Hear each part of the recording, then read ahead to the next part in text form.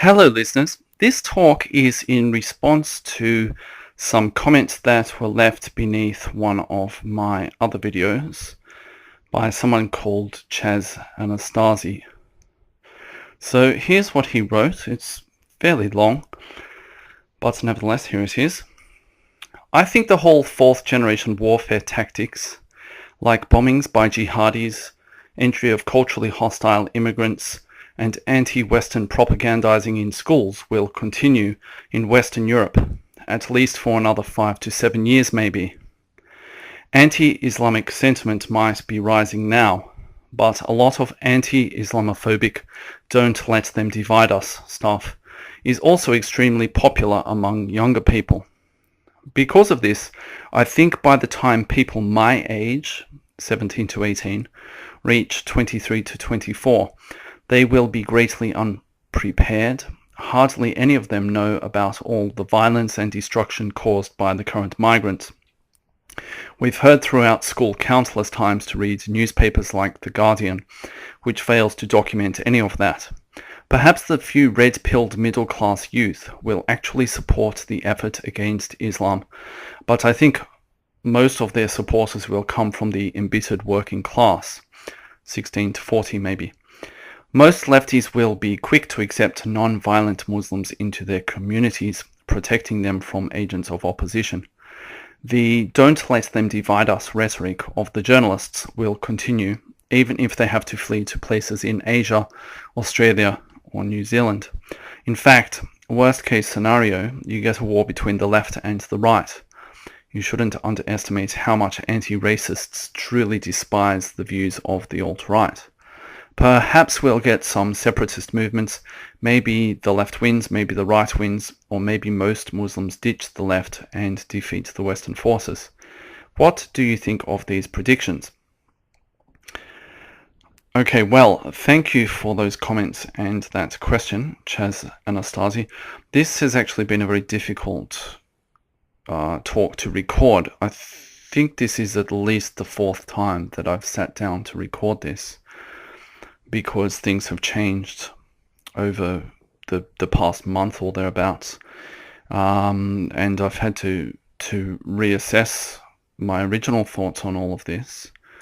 Originally, I agreed with you a lot more, but I think events on the ground mean that things are accelerating, I believe, and it's been very difficult to sort of try to make sense of all of this, or to figure out where it's going. Nevertheless, here is my latest attempt, and hopefully this will be the last attempt. So, what I'll do is I'll break down each of those comments into separate sections and address each in turn.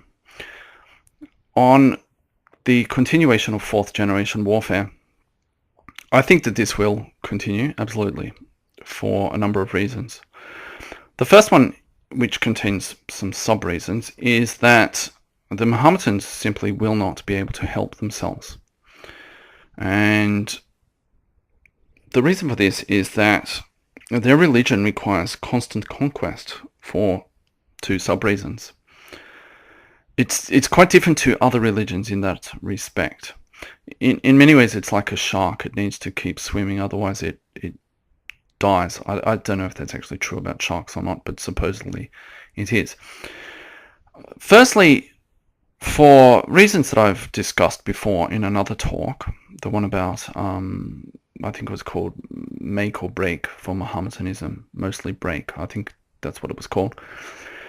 For the reasons that I've discussed there, and I'll only just go over those very briefly here, I think that this religion is completely unsuited to the modern world, and it's really unable to produce anything that anyone else actually wants, other than oil.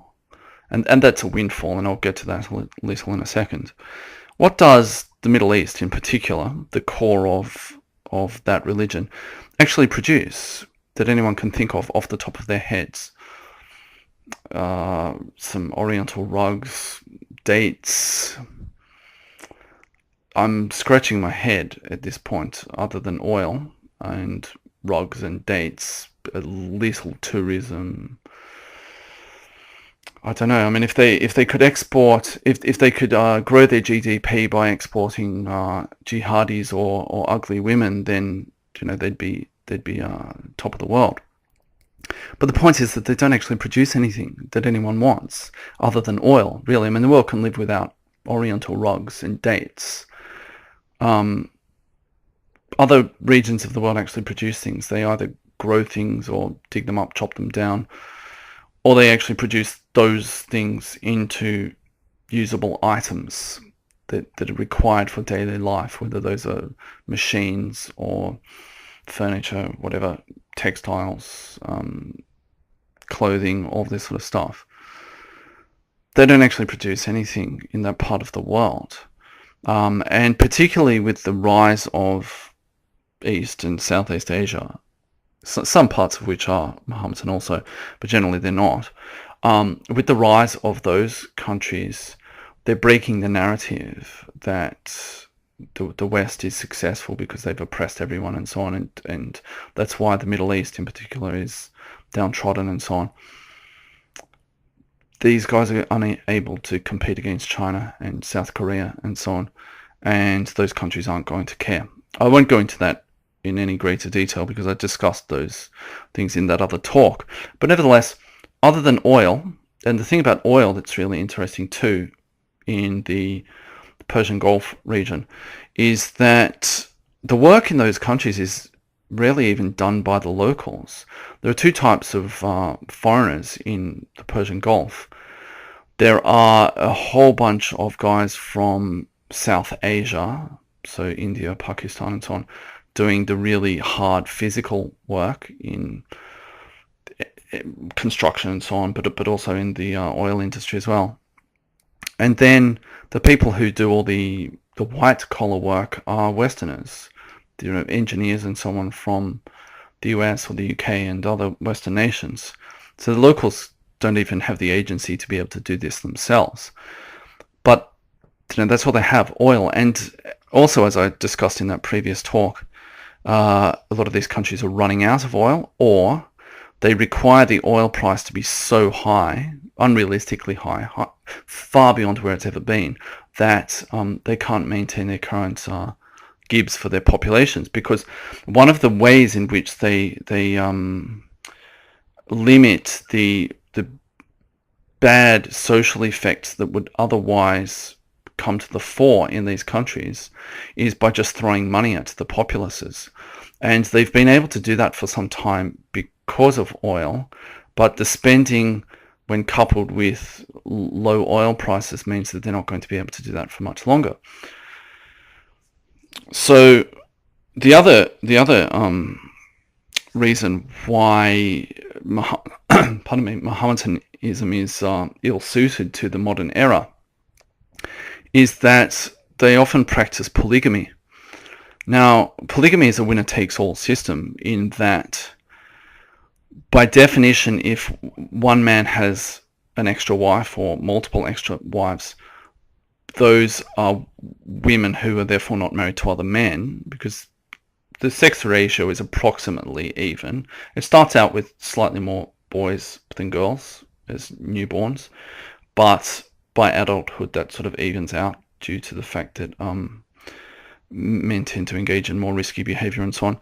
So by adulthood, it's approximately 1-to-1, males to females. So if one man has 4 wives, that means that he has effectively denied 3 other men wives of their own. Whereas in a system like in Western countries where it's monogamous, basically each man has a wife. And so that's a very fundamental thing for men. They want to know that they're going to be able to breed and pass on their genes and all of that sort of stuff. And so in that winner-takes-all system of polygamy, that means that those guys who don't have wives are going to, at best, have nothing productive to add to the society, because they're going to feel like they have no stake in society. Why do anything for everyone else if, in 20 years' time or 50 years' time, whatever, whenever I die, that's it, there's going to be no legacy of mine. other than the work I've done, so they have no real incentive to participate. That's in the best case scenario. In the worst case scenario, you get all this social unrest because you have all these young guys who are frustrated, sexually frustrated. And so one of the traditional ways in which Mahometanism has solved both of these issues, the fact that it's quite economically unproductive, but also this issue of preventing sexual frustration amongst young men, is that they have raided and conquered territories. So in the case of raids, they run in and they grab a bunch of loot, maybe including women, and they leave again. And that solves both of those issues. Of course, under conquest, it's the same, except they also have the land. They conquer an area and then they take the local women and tax the locals and so on. But that's in a sense, that's a kind of Ponzi scheme, because it requires those guys to always be able to raid or conquer new territory. And when they can't, and they haven't been able to do that for a long time because they've been on the back foot militarily and so on, when they can't do that, then they have to turn inwards and look at all of the dysfunction within their own societies and why there's this sort of gross inequality in terms of both wealth and sexual access, if you like. And so, of course, that creates social tension within their own countries.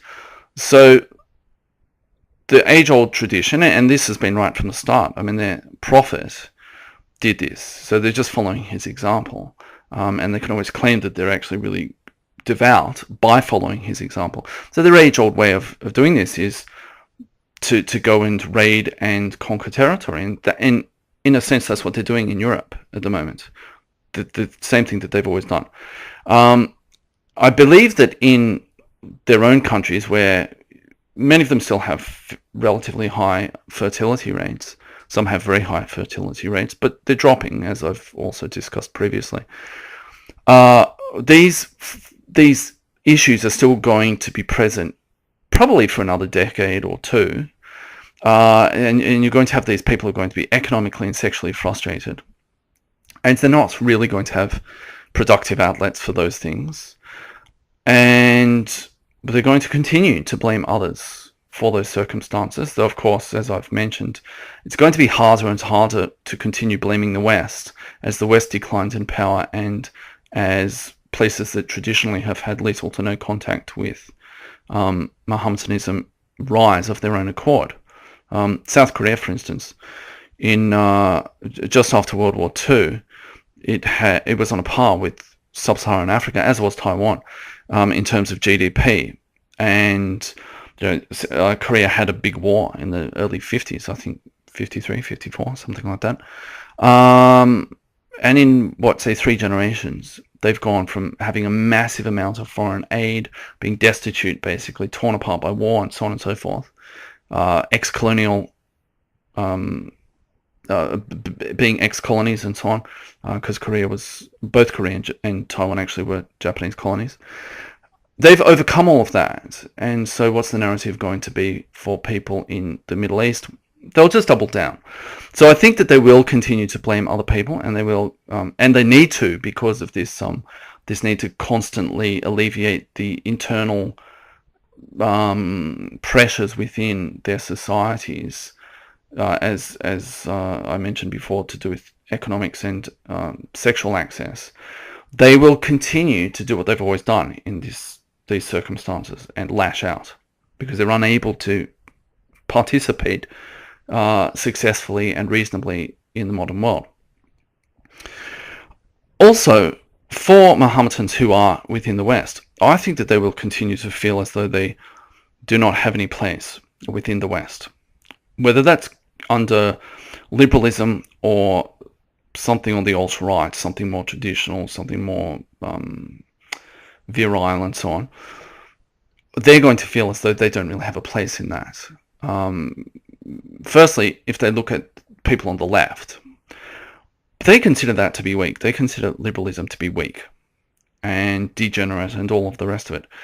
And they consider it to be an affront, actually, to them. And for those kinds of people also, they perceive weakness as inviting aggression. And so they will attempt to just sweep that degeneracy away, that weakness away.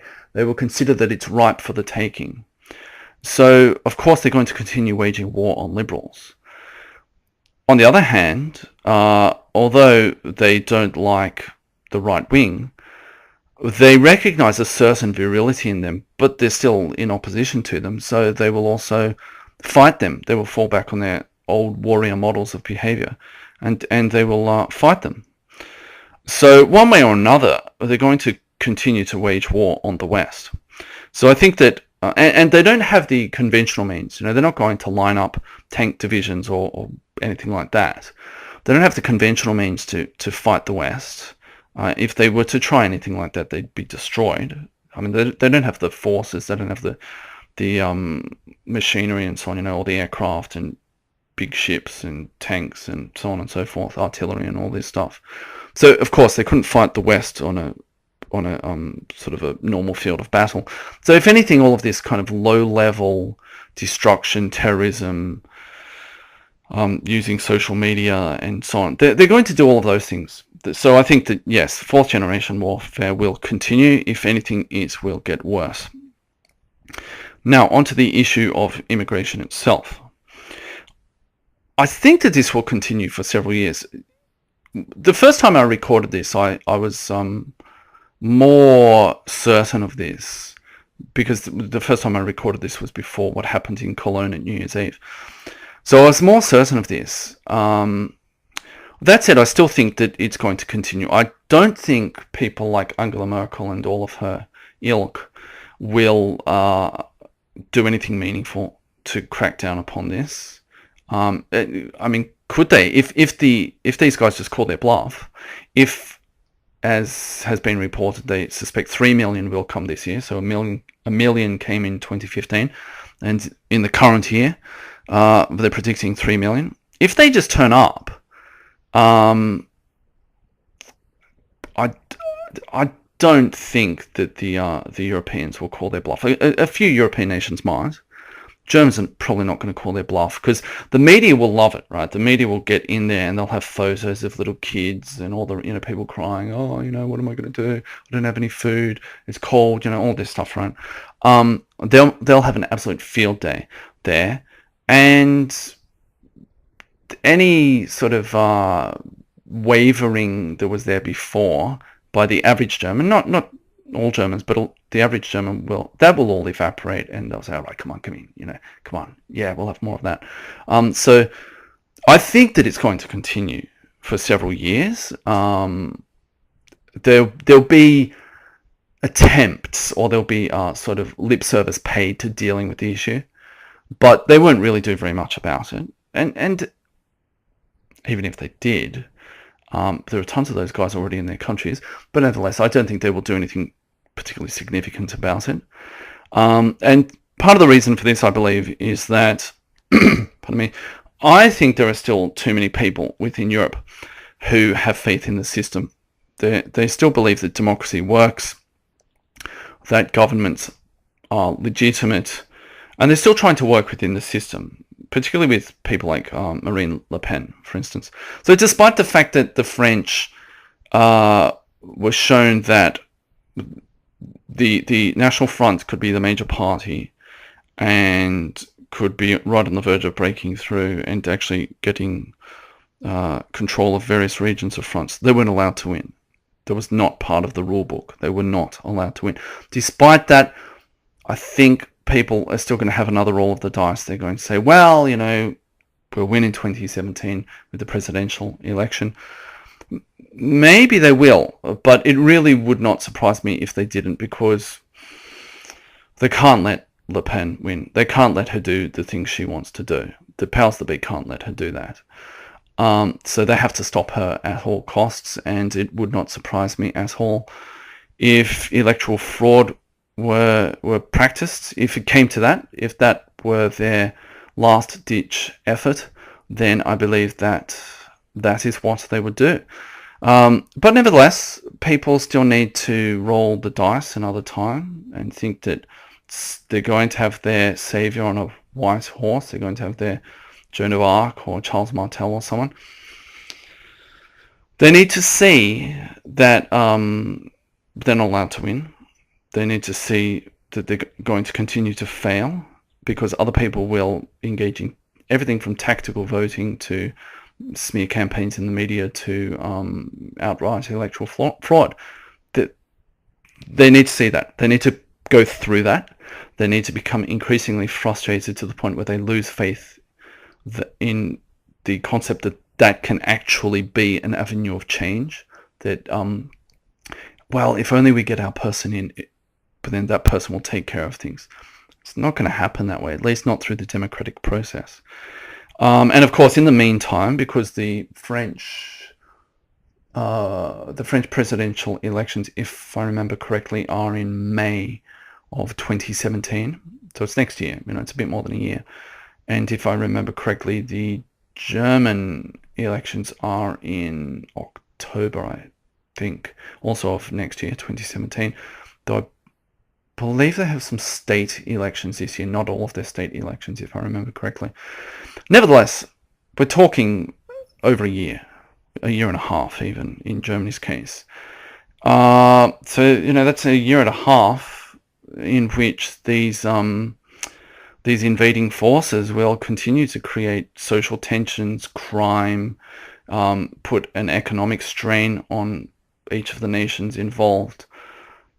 I don't think that Cologne, the attacks upon women at the train station in Cologne and elsewhere, also in Germany, that those things, or that event was isolated.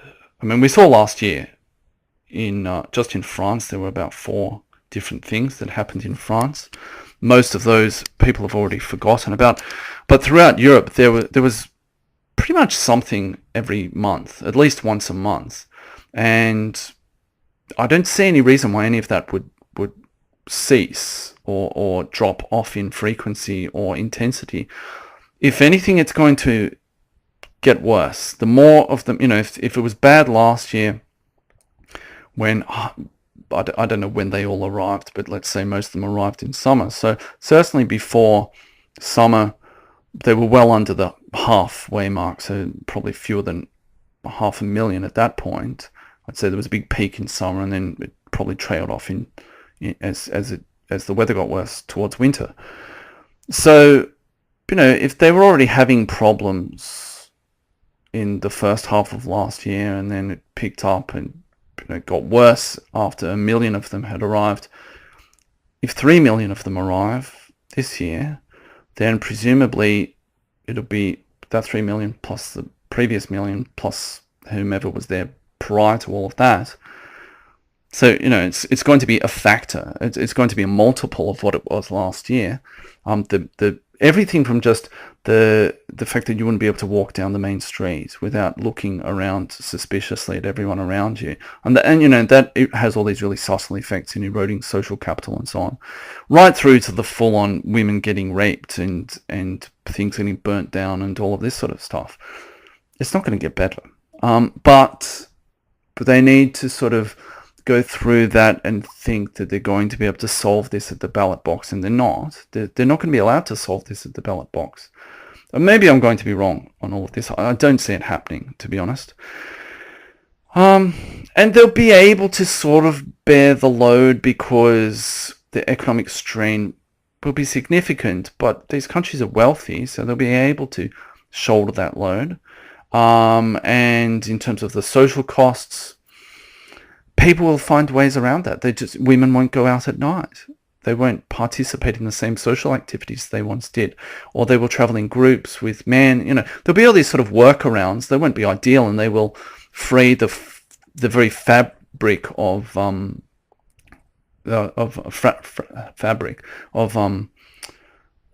German society and Swedish society and various other societies in Europe. But they'll find a sort of a basic workaround. Things won't be fantastic, but they won't be terrible either, because they'll be able to get around these things. And that can limp on for longer than anyone might expect. I think that Chaz Anastasi is correct, that this will continue for a few years. I don't know if it will necessarily continue for another 5 to 7 years. I think there's a fair chance that it could. I certainly think it will continue for another couple of years at least. What's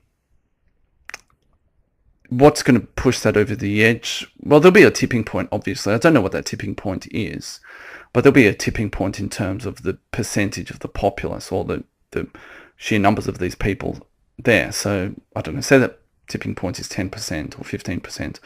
I don't know. They will eventually reach that tipping point, and these guys will become more emboldened, and there'll be more and more attacks, and eventually people will react. But I think they have a little while left before they really get upset about this. I mean, the things that could really push it over the edge before then would be an economic crisis, if there's an economic crisis, and lots of people think there's going to be an economic crisis this year.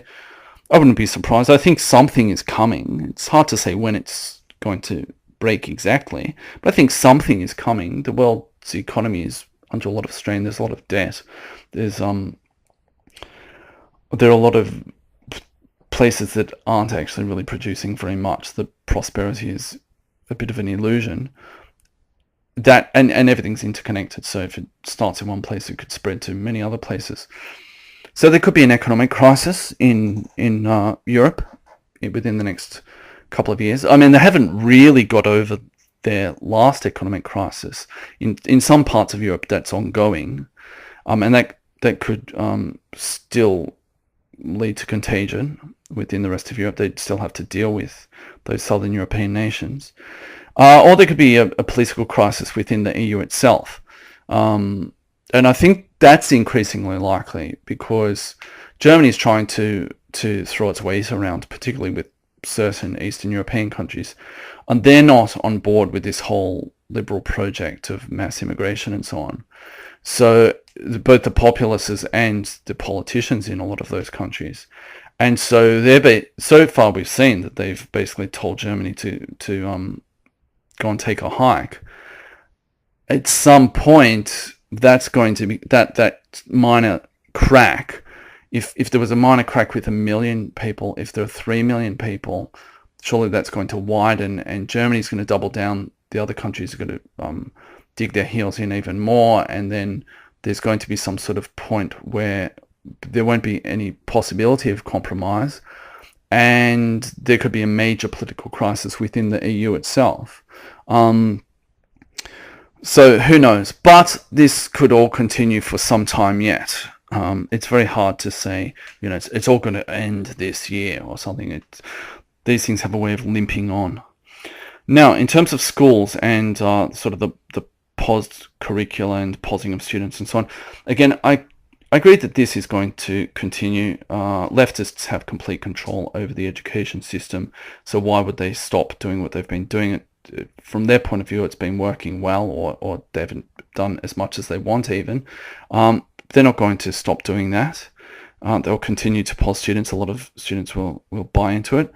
That said, I think that there are a lot of young men in Western countries, not just the immigrants, but local men, who are emerging from the education system, be that high school or university, and they're discovering that they have no opportunities, either economic opportunities in terms of work and so on, or buying a house, all of that kind of stuff, or with women. They're finding the dating market increasingly hostile and so on and so forth. So a lot of these guys have had enough. They say, well, what's my stake in society? There's nothing for me here. And a lot of these guys are turning inwards, or they're just playing video games all day, that kind of thing. But many are not. Now, there's still a lot of comfort in the West. So they haven't all become really angry and decide, right, this is it. Some have, of course, and there are plenty of those on the alt-right.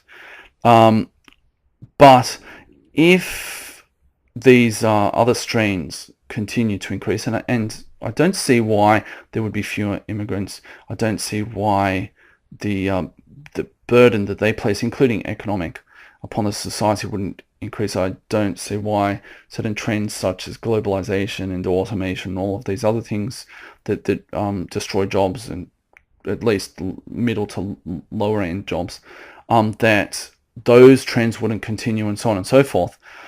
So I think we're going to see increasing numbers of angry young men.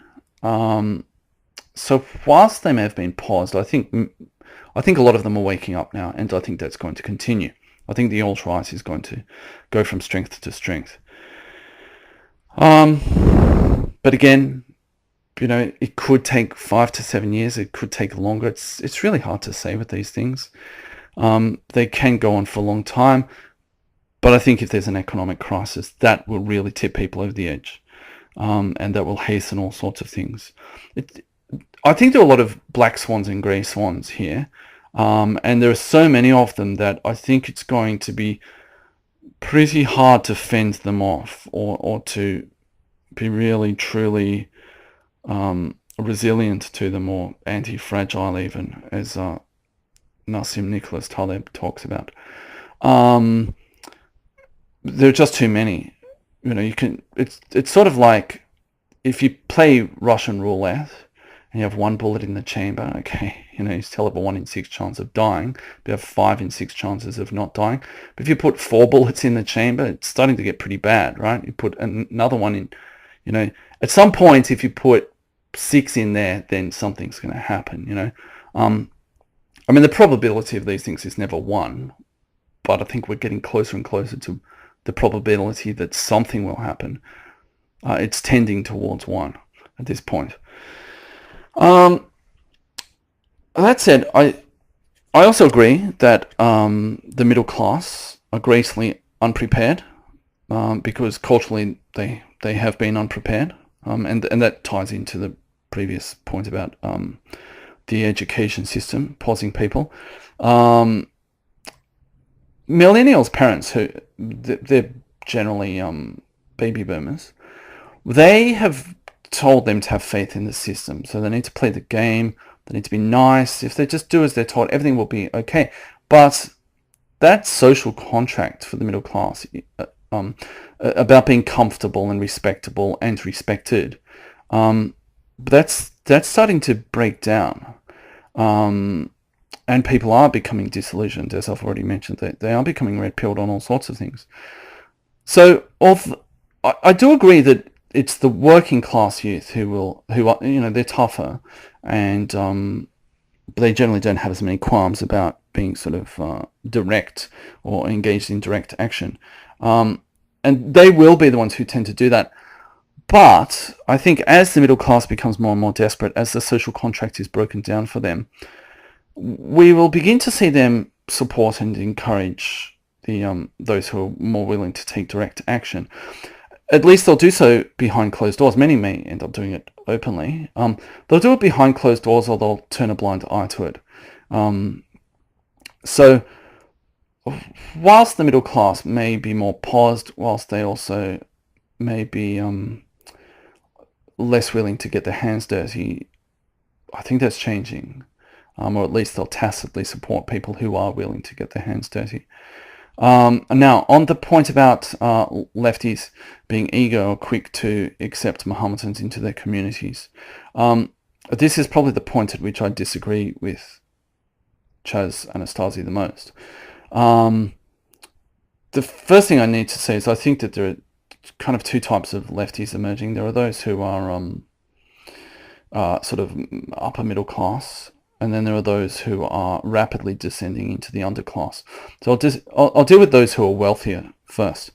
I think those people, firstly, they won't really need to deal with Mahometans too much initially, simply because of the real estate prices in their communities. They will just price these people out.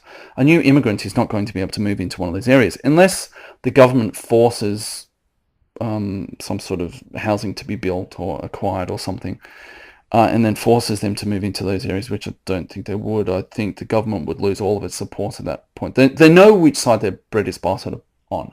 They can't afford to completely alienate the upper middle class. So these guys will be priced out of those communities, because the important thing here is that the upper middle class, they're really conscious of their class. They actually don't like any lower class people. It's not just Mohammedans, and they don't. I'll get to that in a second. They just dislike lower class people of any kind. I mean, they especially dislike lower class people of the same ethnicity as them, and they don't like them coming into their communities because they affect the property prices and they affect the general social atmosphere there.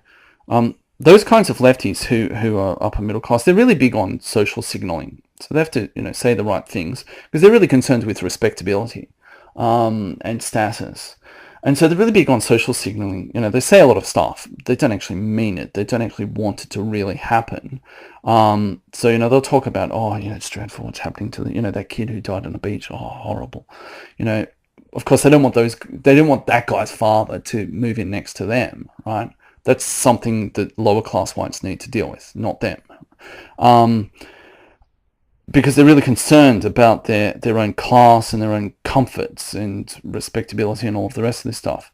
Now, they won't criticize Mohammedan culture directly on cultural or religious lines. They'll look at second-order effects or third-order effects. So by that I mean things like noise pollution or littering or just sort of generally bad aesthetics. I mean, if you walk into even in a place that's very white, a country that's still pretty white, you can tell by walking into the neighborhood what sort of neighborhood it is, right? Just by how beautiful things are, how much litter there is, all of that sort of stuff, the types of shops that are there and so on. And upper class lefties and upper middle class lefties, they really dislike the cultural practices of lower class people, including lower class foreigners. They don't say we hate your culture. What they do is they say, it's really ugly. And they have all these sort of ordinances that everything has to look a particular way and so on and so forth. And of course that drives those guys out because they don't like it or they can't afford to pay off the costs that are incurred. There are all these incidental costs, and that's intentional because the upper class white people, upper middle class white people can afford to pay those incidental costs. And so that's sort of a way of pushing other people out who can't afford those compliance costs and so on. So they will just criticize those people on second or third order effects such as noise pollution, littering, and generally bad aesthetics and so on and so forth. Because they won't openly say anything that's racist. They'll just say, it's too dirty or something like that, or no, you need to do this thing and sign this form and pay this fee and blah blah blah. And of course, they can't afford to do that. In the meantime, of course, they will continue to espouse the benefits of diversity, despite the fact that their neighborhoods are unbelievably mono-ethnic and monocultural. They don't even like they don't even like the wrong whites in there. I mean, they're the least diverse neighborhoods on the planet, these Swipple neighborhoods. But they will continue with their hypocrisy, of course, because that's what the left do. That's their greatest source of, that's their greatest export. If they could grow GDP by leftist hypocrisy, we'd solve all of the economic problems of the West right now. But, they'll continue to talk about the benefits of diversity whilst making sure that they don't get any of them themselves. That's what they do. But even aside from that, beneath that, most of them don't actually care one way or the other about any particular ideology. I mean, these are the same people who would have been really good Victorians, or these are the same people who all throughout history would have been the respectable people who followed the social norms of the day. Well, how did we end up here? Because, a small minority of people twisted those norms, brought in new norms, and these guys just went along. They were just the herd, they just went along, and now they're doing whatever is considered respectable now. So if what is considered respectable now is talking about diversity, the benefits of diversity, then they talk about the benefits of diversity. They don't actually care. And I actually think that, all they want is to occupy a particular position within society, be comfortable, be well regarded. That's what they want. And they'll do whatever is necessary for that. But, they're not ideological, really, most of them. As long as someone can give them the respect that they think is due to them, as long as they can have their creature comforts, they'll go along with whatever's going on at the time. And I think that if or when the alt-right rises in these places, one thing that the right really need to do, one thing that they need to really consider carefully, is not to rock the boat with these people, because as long as they're allowed to have a certain amount of respectability, and as long as they're allowed to have a certain amount of comfort and so on, they'll just go along to get along. So part of the way of co-opting these guys into the alt-right is to represent less of a threat than the alternatives, and to allow them to maintain their socioeconomic status. And so these guys, I mean, the last thing they actually want is Mahometans in their communities. They know what's what, right? They absolutely know what's what. They don't want them in there. They'll talk about it, but they don't want them in there. They're not going to build a mosque in in Toorak in Melbourne, right? That's a wealthy suburb in Melbourne. They're not going to build a mosque in Toorak. They're not going to have a bunch of Mahometans walking down Toorak Road in Melbourne. They sort of have an ethnic detector when you get to the edge of those suburbs, and everything kicks into high gear. Oh my God, where do these guys come from, right? It's not going to happen. Now we come to the lower class lefties. I think that initially these people would welcome Mahometans into their midst. They do already, and there are all these idiots out there protesting at refugee centres and all this sort of stuff. They're all... and when I say lower class lefties, the interesting thing about the lower class left is there are some who are the remnants of the true lower class as we would have imagined it to be 50 years ago or something like that. But actually, a lot of the new and upcoming lower class left is comprised of people who have fallen out of the middle class, and sometimes deliberately so, because they've gone and studied something stupid at university. They have a million tattoos and ear piercings and all this sort of stuff, facial piercings, and crazy coloured hair and all this sort of stuff. They're really upfront about their political ideologies, and no one's going to employ them, or they wouldn't want to work for the man anyway. So a lot of the growth in the lower class in Western nations is actually coming from those kinds of people, and they're all completely on board with Mahometans coming in. And they'll say all these things like, not all Mahometans are like that, and rah. But nevertheless, the interesting thing about those people, and I think what's coming with them, is that if you get enough Mahometans into an area, they are going to end up rubbing those people the wrong way. And so it's going to be really interesting to see how they justify this swing against the Mahometans, but I think that's coming. Because when they have a few in there and those guys behave themselves, then they're like their little pets. White people love pets, right? And they love a cause. They love being able to cuddle someone or something, right? And so these Mahometans are their exotic little pet, right? And when there are only a few, then they're the perfect pet for them, right? They don't cause any problems. But I mean, I reject this idea that there can ultimately be a non-violent Mahometan in a sort of a loose sense, because they behave only because they have to. And even if a particular individual is okay, if you get enough of them there, then they go into their own status signaling. And the status signaling that happens between Mahometans is the guy who is the most like Muhammad. So in other words, the guy who's most willing to go and have sex with a 9-year-old girl and put a whole section of a continent to the sword. The guy who's willing to do that the most can signal that he is the holiest within their religion. And so a guy who's kind of a bit slack, he's always going to get shamed as being a bad Mahometan. And so at the best, those guys will just sort of tacitly go along with the more extreme elements within their communities. At the worst, they'll end up joining them, or their children will end up joining them. And so, you can't have communities of these guys. There can't be a significant portion. Otherwise, you're going to have big problems. I mean, look at what happened with Rotherham in the UK. It was only a small percentage of the population there, firstly, that was Mohammedan, and secondly, it was only a small percentage of the Mohammedans who were the actual perpetrators. But obviously, everyone knew what was going on, and they just went along with it, because they have in-group preference. But also, as I said, the more radical guys can status signal and say, well, we're more virtuous, we're more like the Prophet.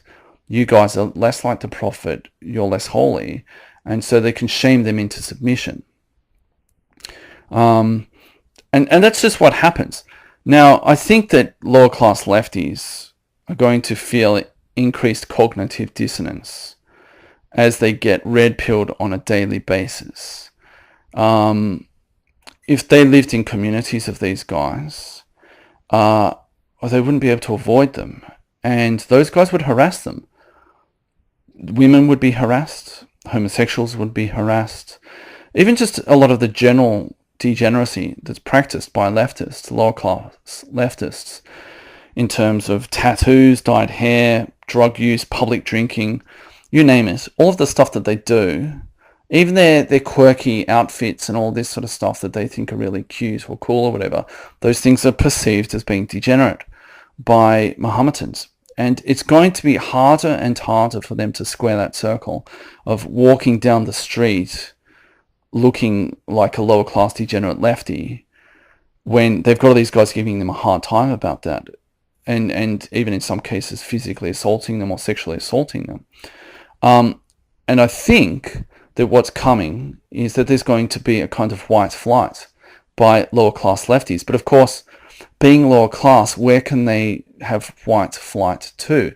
Maybe some white suburbs that are currently middle class will eventually be taken over by them. I don't know, but their ability, due to solely to financial reasons, to engage in white flight is going to be quite limited, and so they're going to be surrounded by these guys, and they're going to get red-pilled on a daily basis. And I think at some point they're going to have to look at themselves and the fact that their very identities, if they identify some transgender otherkin or whatever, if having pink hair is, part of their core identity, but they're not going to be able to reconcile the two. And it's going to take some time, of course. I'm not predicting that this is going to happen next week or next month or even next year. It's going to take some time, but it's coming, I think, that lower class lefties are going to switch at some point. Some will convert to Mahometanism, but others are going to say, yeah, these guys are actually bad news. And, they'll go through a lot of cognitive dissonance in the meantime, but they'll get there. Now, the next point about journalists and others in the cathedral fleeing to places such as Asia, Australia, or New Zealand. There are a number of points here. The first one is it's not clear to me whether such countries would necessarily even admit them, particularly since the countries mentioned, Australia and New Zealand, but also the more prosperous countries in Asia, they have very restrictive immigration policies. So it's not clear to me that they would let them in, because in some cases it's sort of based upon skill sets and that kind of stuff. Like Australia has a points-based system, and you have to have some sort of qualifications in an area that's perceived as being in demand because there's a shortage of such people in Australia already. Or in other cases, it's like in Asia, I don't think they'd be particularly interested in letting in a bunch of rabble-rousers, really. And also, those countries, they don't need them, basically. There's a matter of how these people would be able to get work in those places. If we look at, say, Australia and New Zealand, there are already tons of pink-haired arts graduates sitting around who are aspiring writers for the local leftist website, and only a certain number of them can actually make any money from that. And so it's not clear to me that those other guys would be let in. the governments would say, we don't have any particular skills that are useful, and you're not going to be able to find work as a journalist in Australia or New Zealand. We have tons of aspiring journalists in these countries already, and likewise with Asia. Who's going to be a journalist in Taiwan? Someone who speaks Chinese, right? A Taiwanese person, and they have their own issues with tons of people who have graduated with useless things and can't get jobs. Why would they bring in a foreigner to do that? So it's not clear to me that those guys would get jobs as aspiring journalists or writers or academics and so on. Even things like English teaching, there's a real saturation of English teaching in Taiwan, at least. So, what would they do in these places? I don't know. So, I'm not entirely clear that journalists and others in the cathedral would be able to flee. Of course, those at the top would, but mid and low level members of the cathedral, no, they're not going to be able to do it. There aren't the positions for them in other places. And as I said, many Asian countries may actually look at the West and think, actually, yeah, we don't want these guys over here. They're troublemakers. So I don't know. I think a lot of these guys are going to get their comeuppances, to be honest. Now, the point about leftists hating the alt-right, absolutely they do. They have this complete, it's venomous, their disdain for anyone on the alt-right, and really, actually, they have complete disdain for anyone who's not, who doesn't have a personal copy of Mao's Little Red Book in his top pocket, But nevertheless, yeah, they have real disdain for the alt-right. But that said, I don't think they're going to be able to take the alt-right on. Most people on the left are pretty degenerate in many ways. They're not going to be able to take the alt-right on physically. I mean, of course, things vary on the alt-right, but the alt-right generally values physical fitness and health a lot more, and martial ways generally. There are a lot of guys on the alt-right who have a background in manual labour and so on. They're physical guys. They're big guys. They're strong guys. They play sport on the weekends, so that they can be knocked around. They're used to getting knocked around a little bit. They can take it and they can dish it out. That doesn't generally describe people on the left. So a one-on-one battle would not work out well for them, unless they were able to vastly outnumber them. But I really mean vastly. Probably even 2 or 3 to 1 would not be sufficient. If the police were to just step back, and I mean, they generally don't, but if they were to just step back and let guys in the local right-wing movement and Antifa square off against one another, then 100 big right-wing guys who exercised some form of discipline against 500 Antifa guys, they take out the first couple of rows of Antifa, and then the rest would run for the hills. The only way they get away with what they get away with and think that they can actually take the alt-right on physically is because the police intervene before that guy who can bench press a small car beats the crap out of some degenerate leftist, right? That's the only reason they actually believe that they can take those guys on. Also, I think that in economic and material terms, I don't think leftists are going to have much of a chance. We're talking about here where no one actually truly has control over the government and means of production and so on. But the average leftist, what do they do economically? What do they produce? Very little, articles for Salon, Whereas a lot of guys on the right, they actually do stuff. They're either tradesmen and that sort of stuff. They actually make things, or they're able to operate machinery and all of this kind of stuff. Or they're engineers, or they're just generally smart, very well organized guys who are good at mathematics and all of that sort of stuff. I think that although the alt-right has its problems, and there are lots of neats and so on the alt-right, I think that a lot of these things are going to be sorted out. And you have all these guys on the alt-right who can actually do stuff. They know stuff, practical stuff, useful stuff. So again, if it were to come to this, I think that the alt-right would have a huge advantage in terms of both economics and sort of logistics and all of that sort of stuff. I think they'd have it all over the left in that regard.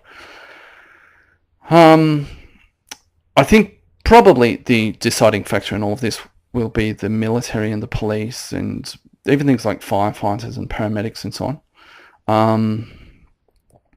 But the interesting thing there is that the kinds of people who go into the really tough branches of those types of organizations, the military, the police, firefighters, paramedics and so on, they tend to be right-wing, quite right-wing actually. Lefties go into those organizations also, but they go in there for the cushy jobs and the gibs, basically. The actual guys who sort of put themselves in harm's way, whether that's bleeding or helping someone who's bleeding, essentially. A lot of those guys are pretty right-leaning.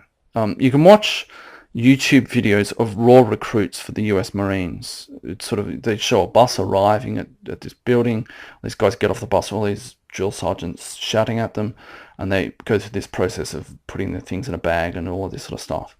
They're sort of 30 minutes long, these videos. And you look at the guys in the videos, you can get a pretty good idea of their background by looking at them. They're overwhelmingly white, like 90% white. And I imagine that they're kind of red state sort of guys. They're right-wing. They might be somewhat cucked, some of them, but they're still right-wing. Lefties don't go into those kinds of things. They want the cushy thing, right? They want the gibs. And, the reason for that is because it takes a particular worldview, a particular mindset, for someone to think that he's going to go into something where he's going to put himself on the line. Or, because even paramedics and firefighters and so on, they engage in serious risk. Medics in the army, they're still in a combat zone, right? So it takes a particular mindset to say you're going to put yourself on the line in that regard for something beyond yourself, something greater than yourself, and not just for money. It's, for your community, for your nation, whatever it is, right? That's a very peculiar mindset for most people. It's only a very small percentage of the populace who ends up doing that kind of thing. Lefties don't do those kinds of things. I mean, if they go and help someone, it's, they become a teacher or, I don't know, social worker or something maybe. Or they go in the Peace Corps or something. But they don't actually ever do, well, I mean, I've been in a few situations where kids have got violent, but generally speaking, they're not putting themselves on the line in the same way that a guy who's going to go over to the Middle East and potentially get blown up. He's putting himself on the line. And actually, lefties, they actually really despise that way of thinking because they're really obsessed with their narcissistic lives and lifestyles. They're really obsessed with their license and their supposed individuality and expression and all the rest of it. And they would never subordinate those kinds of desires and those lifestyles to something truly beyond themselves, as you would have to do if you're in the military, for instance. So they don't do those things. So they're very different to the old school class warriors, the old left in the first part of the 20th century, because those old school leftists in the first part of the 20th century in labour movements, they were blue-collar workers. They were physical guys, right? They lived hard lives. But that's not true of modern leftists. So, if the military, the police, and so on tend to be from a particular background, and that background tends to be fairly right-wing, I don't think they're necessarily going to sit back and watch their societies being torn apart, especially by all of these degenerate lefties. And if they're told to turn up and start shooting a bunch of guys from a similar background as them, ethnically, culturally, and so on, even from the same parts of the same cities or the same parts of the same countries from which they've come, I don't know. I don't think they're going to turn on those people. If they're going to turn on anyone, it will be the lefties or the elite who handle them. I can't see that en masse the military and police and so on are going to turn on people in the right wing.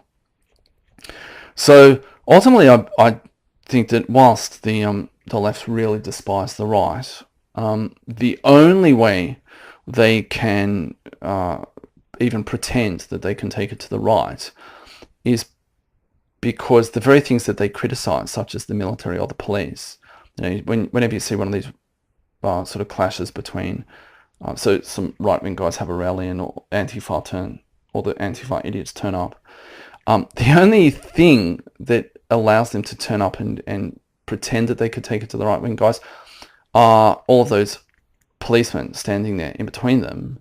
But of course they also talk about how much they hate the police. Well, one day the police may actually say, all right, okay, hate us, well, just step out of the way. Right, let's see if you can actually do it now. And they'll get the crap beaten out of them by the right wing. So, there's a really interesting contradiction there. Now, separatist movements within Europe. I think there will be some separatist movements prior to the real show that's coming, which is essentially between the West and Mahometanism, or even more particularly the right and Mahometanism. There will be some separatist movements, and we've seen some of these already. Some of these will be motivated by nationalist concerns, and people with a particular European identity wanting to break free from a larger political entity, whether that's a nation state or the EU itself. It generally doesn't tend to take the form of them considering themselves to be a very, very particular ethnic group. It'll be economic or cultural more than anything. So, for instance, there's the one in Spain with what is it called? Catalonia. The people around the region of Barcelona. That's really motivated by economics, and it's interesting that the Spanish overwhelmingly are left-wing, and yet when push comes to shove, one of the reasons why they want to break away from Spain is because they think that they have to give too much to other regions of Spain that are less productive than them. So, it's interesting to see how far their leftism extends when it's them having to pay for it, right? And then another obvious example is Scotland. I mean, Scotland's nationalism, can you even call it nationalism? I guess it is a form of nationalism, but it's pretty weird because it's multicultural. I mean, it seems to me that Scottish nationalism is basically just anti-Englishism, essentially, because they want Scotland to be multicultural. They want Scotland to be part of the EU, which is a bigger, less responsive entity than the UK. It's just anti-English feeling, essentially. So it's a pretty weird kind of secessionist movement. There'll be some of these things, but I think all of these are basically going to be a sideshow to the real show, which is essentially going to be between Mahometanism and something on the right. I don't think leftism is going to exist by the end of the century. In fact, I think it's probably going to fall apart long before then. I just think it's really unsustainable at many levels, and it's on a collision course with reality. Now, some of the people currently on the left will go over to the Mahometans. They will convert. Many will go over to the right. Many will make irrelevancies of themselves, especially because they're not having kids, a lot of them. And they'll be swept away. There'll be a footnote in history, essentially.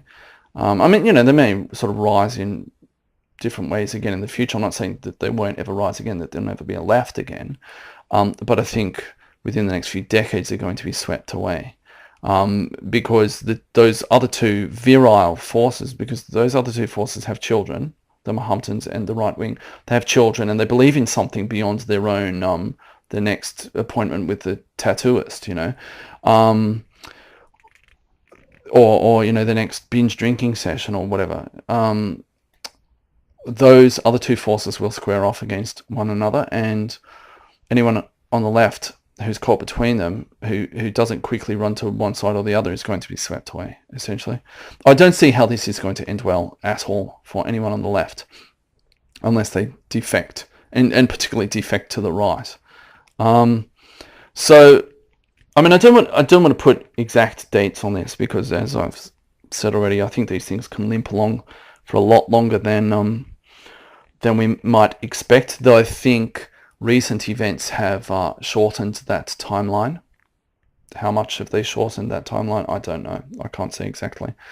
But probably in the short to medium term, yes, all of the craziness will continue. It's probably going to get worse even. It's going to get worse for a lot of people, even on the right, because they have to live in these societies. But I think in the long term, things will be okay. I'm actually a lot more hopeful about Europe than the US or Australia even. If you come at this purely from a sort of civilizational Western, even white angle, I think Europe's probably going to be in better shape in the long term than those other places. Anyway, that is my response to you, Chaz Anastasi.